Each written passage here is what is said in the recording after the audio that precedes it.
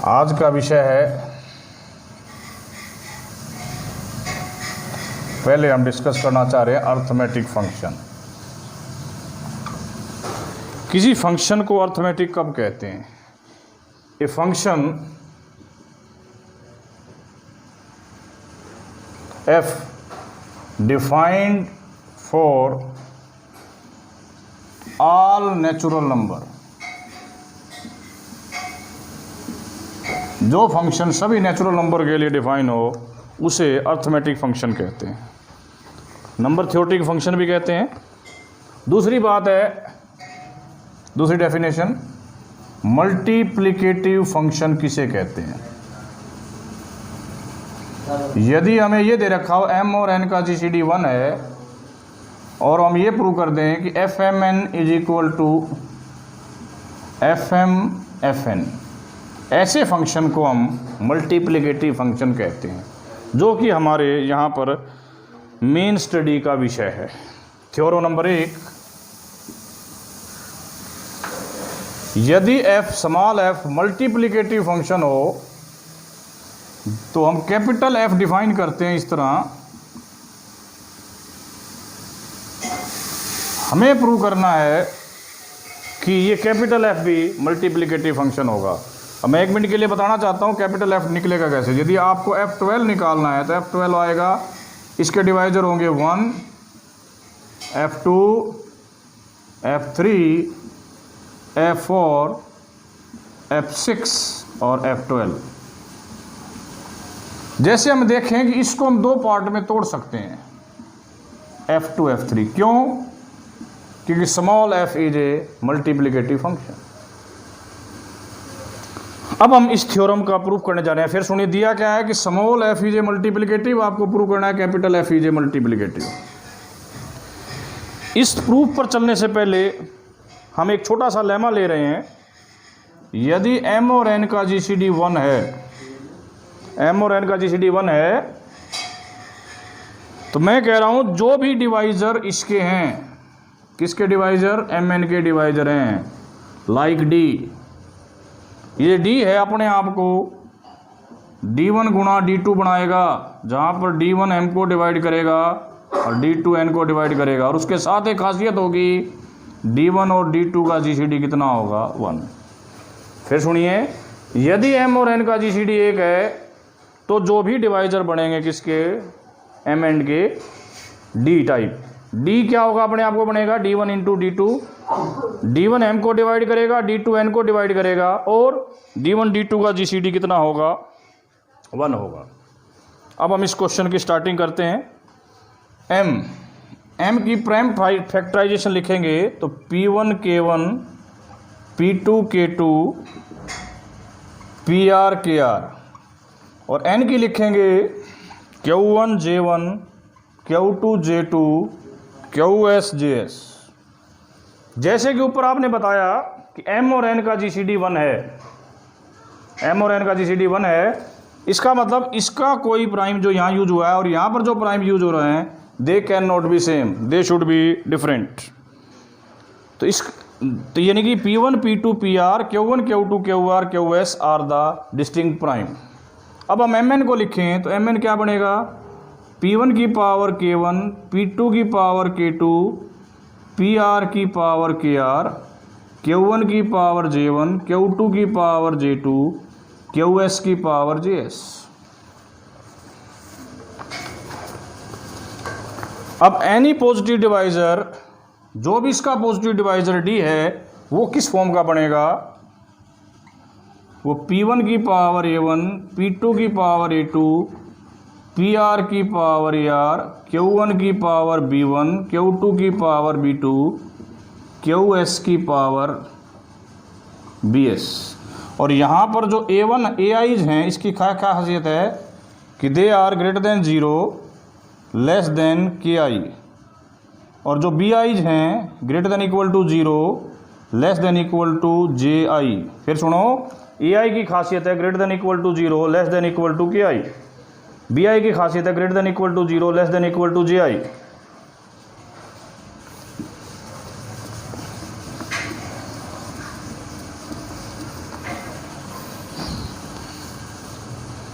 अब हम ये कह सकते हैं कि ये जो डिवाइजर है, इस डिवाइजर के हम दो रूप कर लेते हैं, this one part and that is second part. इस पहले पार्ट को हम D1 कह देते हैं।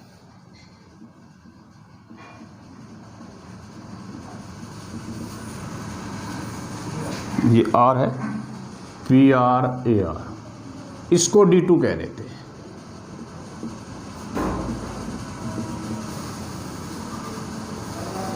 मैंने आप थोड़ी देर पहले बताया कि P1 P2 PR और Q1 Q2 QR सारे डिस्टिंक्ट प्राइम हैं।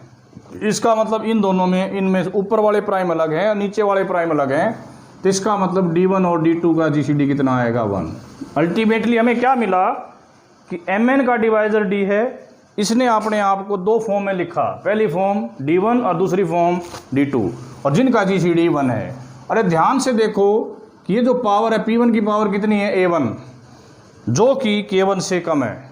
यहाँ से साफ दिख रहा है कि D1 divides M and D2 divides N। Ultimately हम अपने पहले रिजल्ट पर पहुँच गए। पहला रिजल्ट क्या कहता है कि M और N का GCD 1 था।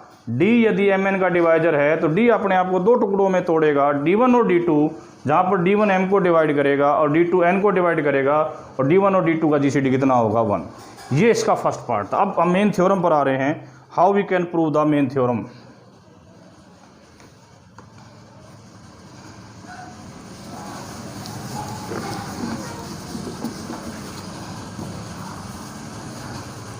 हमें दिया हुआ है Mn का GCD 1 है, तो f ऑफ Mn को हम क्या लिखेंगे, D डिवाइड्स Mn FD, इस परिभाषा के आधार पर, ठीक है।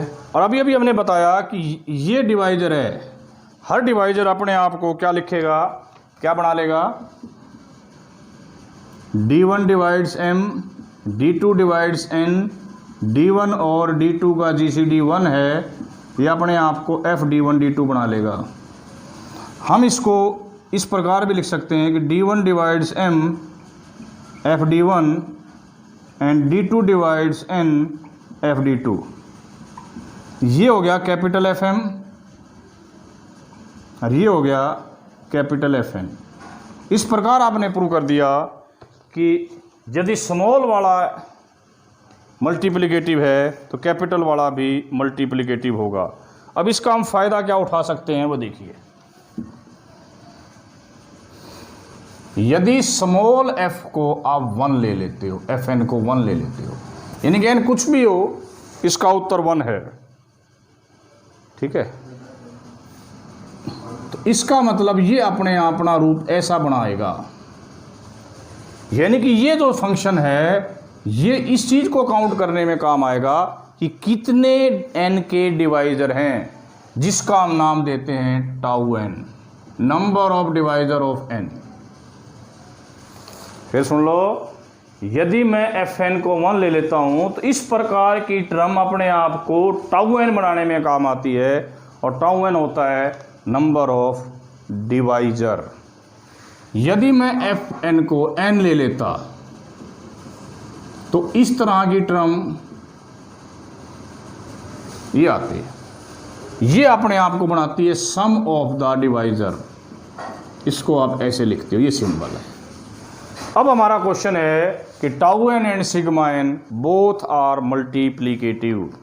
अब विषय है हमारा कि tau n and sigma n both are multiplicative. यदि हमें इस थ्योरम का पता है तो ये प्रूफ बहुत आसान है। अब हमें सिर्फ इतना प्रूव करना है कि Fn मल्टीप्लिकेटिव है। मैंने लिया M और N का GCD 1, तो Fmn कितना आएगा, 1 आएगा। Fm भी कितना आएगा, 1। Fn भी कितना आएगा, 1। ये दोनों चीज़ें कंक्लूजन करती हैं कि Fmn किसके इक्वल है, Fm गुणा Fn। क्यों? क्योंकि 1 × 1 क्या होता है, 1 होता है। अब जैसे ही हम ये थ्योरम अप्लाई करेंगे, ये थ्योरम हमें क्या कहती है कि टाउ n क्या बनेगा, सिग्मा d डिवाइड्स n 1। ये एक मल्टीप्लिकेटिव फंक्शन है, इसका मतलब tau n is a multiplicative function. अब दूसरी बात, क्या सिग्मा n मल्टीप्लिकेटिव है, इसको भी देखो। M और N का GCD 1 है। What is the value of Fmn, इस फंक्शन के हिसाब से mn। इसकी जगह पर लिख दो fm, इसकी जगह पर लिख दो fn। क्या प्रूव हो गया भाई? ये प्रूव हो गया कि ये एक मल्टीप्लिकेटिव फंक्शन है। यदि ये मल्टीप्लिकेटिव है तो सिग्मा n भी क्या हो गया? मल्टीप्लिकेटिव। तो हमने प्रूव कर दिया कि टाउ n और सिग्मा n दोनों मल्टीप्लिकेटिव हैं। अब नेक्स्ट कोरोलरी, अभी अभी आपने प्रूव कर दिया कि टाउ n क्या है? Multiplicative function. सिग्मा n क्या है? Multiplicative function. चलो अब हम अगली बात पर चल रहे हैं। Tau of p raise to the power k क्या होगा? Where k is positive integer. Tau मतलब नंबर ऑफ डिवाइजर, इसके डिवाइजर होंगे 1, p इसके p square up to p raise to the power k। क्या कंक्लूजन हुआ? कंक्लूजन ये हुआ कि इसके कितने डिवाइजर होंगे? k plus 1। अल्टीमेटली निर्णय हो गया tau of p raise to the power k is k plus 1। अब हम ये मान के चलना कि हम ये जो डिवाइजर की बात कर रहे हैं ना पूरे कंसेप्ट में, ये पॉजिटिव डिवाइजर की बात कर रहे हैं। Okay, all things discuss here about divisor is a positive divisor. Okay, कोई कंफ्यूजन किसी को माइंड में हो तो रखना मत। नाउ नेक्स्ट पॉइंट, इसी का पॉइंट, यदि n की प्राइम फैक्टराइजेशन ये है,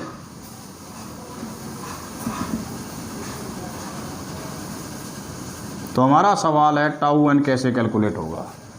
अभी अभी मैंने बताया कि टाउ n क्या है? Multiplicative function. इससे क्या प्रूव होगा? Tau p1 alpha 1, p2 alpha 2, pr alpha. Multiplicative function इसको सिंपली ऐसे तोड़ने में कामयाब करा देगा। क्यों करा देगा भाई? क्योंकि p1 ये जो चीज़ है ना, ये p1 पर बेस्ड है और ये p2 पर बेस्ड है। p1 की पावर और वो p2 की पावर है, दोनों क्या डिस्टिंक्ट प्राइम है जिनका जीसीडी होना है 1 होते ही मल्टीप्लिकेटिव प्रॉपर्टी लगी और ये बन गया आपके पास। अब इस पर ये वाली बात लगाओगे तो उत्तर आ जाएगा alpha 1 plus 1, alpha 2 plus 1, alpha r plus 1। ये तो हमने टाउ की बात कर दी। यदि हमें सिग्मा का सवाल होता, देखो अभी अभी बता, सिग्मा का मतलब है sum of positive divisors.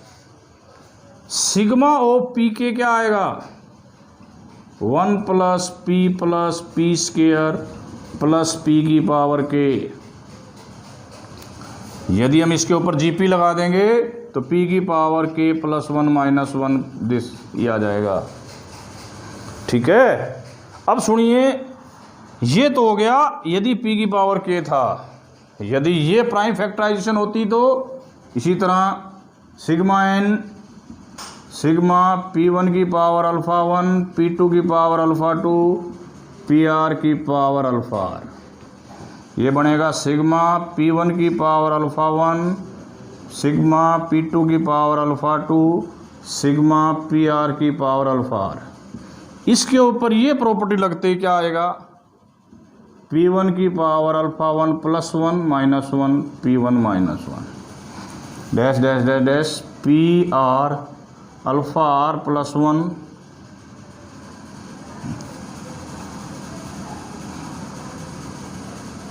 pr minus 1।